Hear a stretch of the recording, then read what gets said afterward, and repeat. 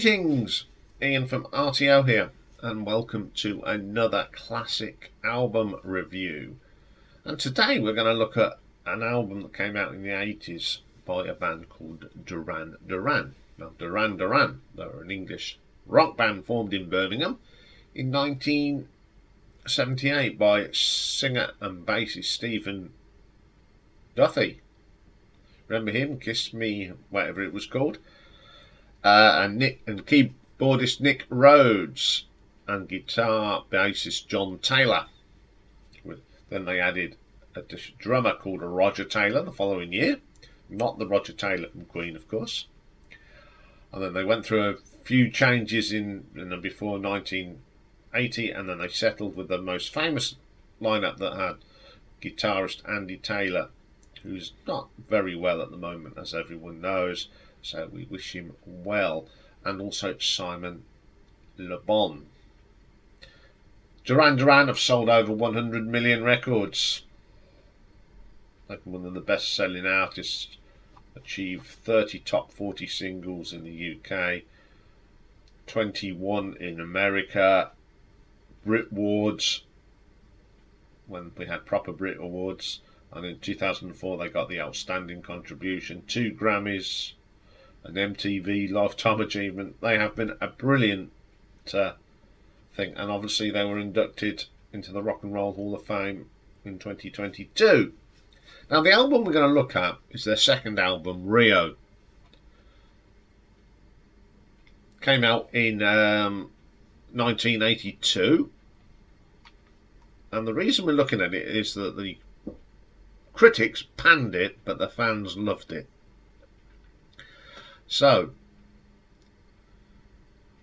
they wrote and most of the material before recording the album at Air Studio, and on here there's all sorts of things from vibraphones to marimbas and the sound of cigarettes being lit, cracking ice cubes,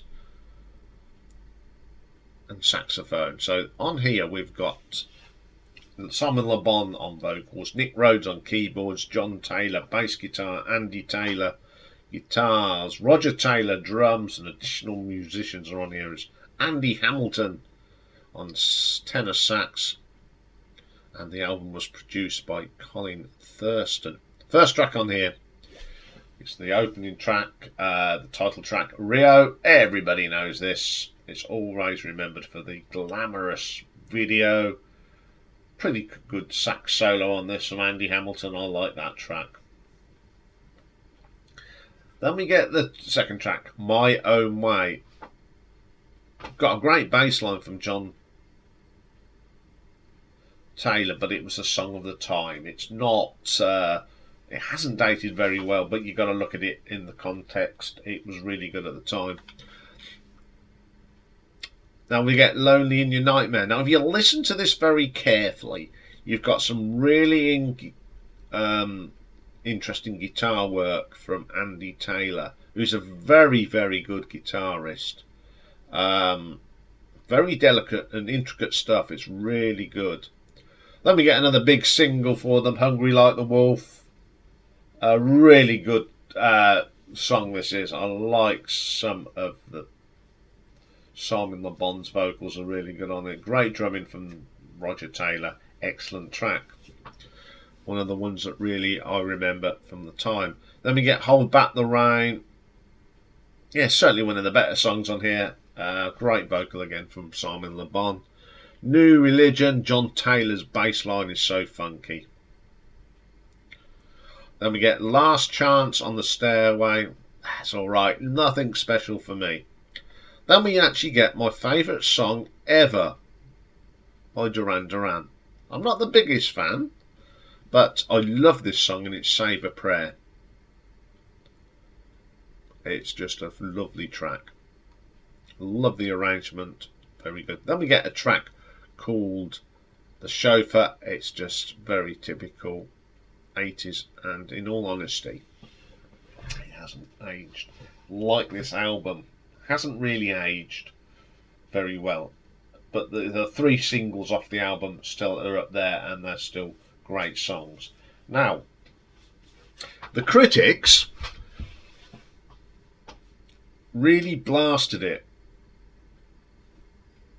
Now, the music critic of the Guardian, Robin Denzo, says, why do bands with no lyrical skill insist on printing their ghastly efforts on the inside of record sleeves? He meanwhile deemed that the music as melodic, disposable pop to a best-selling formula. A writer for Record Mirror bluntly described Rio as thoroughly competent and yet barefoot of the soul and passion and wit that makes a great record. Allentown, Pennsylvania newspaper, the Morning Call was so negative finding the album a pain in the butt to sit through. NME's Paul Denoyer found a lack of artistic differentiation from their debut studio album, stating what they have done is spin out the formula quite efficiently, deeming Rio as a cheap, lumpy pudding of noise. He concluded, in its own blandly ambitious way, I guess it's a perfect record in other ways. It's boring as hell. Robert Christou, who's always slags everything off, he deemed the album as Anglo-disco at its solemnly expectant feeling, that it lacks even the forced cheerfulness of Haircut 100, and if it had as many hooks as a flock of seagulls, not bloody lightly, in brackets, it would still be silly enough to be any fun. So they really did pommel it. So let's have a look at some of the ratings. Philadelphia Inquirer gave it 3 stars, Record Mirror 2, Smash Hits 5 out of 10, and The Village Voice C-. But the fans had a different thing about it. Worldwide, this is from Australia, number 3 in the album charts, Canada number 1, Holland number 40, Finland number 3, New Zealand number 2, Norway 13, Sweden 9, here in the UK 2, America 6. There we go. Certifications for Rio: Australia platinum, Canada 2 times platinum, Finland gold, New Zealand platinum, United Kingdom platinum, United States 2 times platinum. So the critics got it wrong, but the fans turned around and says, we're not listening to you, and they went and bought it in bucket loads. Okay, this is one of them albums, as I said, that the critics panned it and the fans loved it.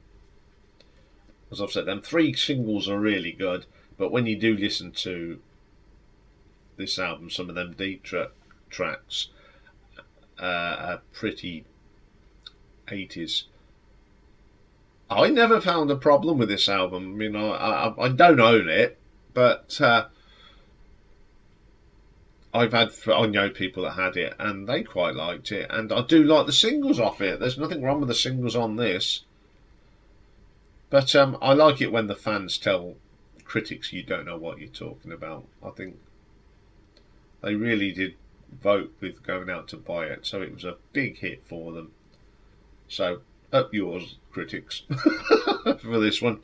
So I think this is a pretty decent album for the time. So I'm going to give it an RTO ranking of 7 out of 10. Okay, that's all for today. Tomorrow I think we're up to part 4. Make sure, yes, part 4 of the John Mitchell story. We're going to look at another band that he was involved with. Well, he's involved with others, and it's a band called Frost. Really good band if you like your neo-prog. And retro ranking tomorrow. As we all know, tomorrow is Valentine's Day. So I thought, I've got to do something Valentine's themed. So I've actually picked some of my favourite sort of love songs. People say that, oh, you know me and my wishy-washy, I don't like wishy-washy love songs. But there are some songs out there that I really like. So I'm going to reveal them tomorrow. So have a good day, everyone, and I will see you tomorrow. Bye for now.